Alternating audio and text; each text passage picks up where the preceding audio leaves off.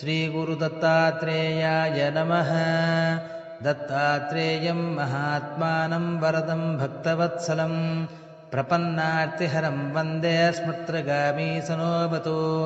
दीनबन्धुं कृपासिन्धुं सर्वकारणकारणं सर्वरक्षाकरं वन्दे स्मृत्रगामीसनोऽवतु। शरणागतदीनार्तपरित्राणपरायणं नारायणं विभुं वन्दे स्मृत्रगामीसनोऽवतु।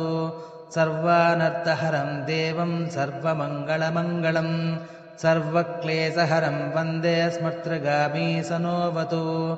ब्रह्मण्यं धर्मतत्त्वज्ञं भक्तकीर्तिविवर्धनं भक्ताभीष्टप्रदं वन्दे स्मृत्रगामीसनोऽवतु। शोषणं पापपङ्कस्य दीपनं ज्ञानतेजसः तापप्रशमनं वन्दे स्मृत्रगामीसनोऽवतु।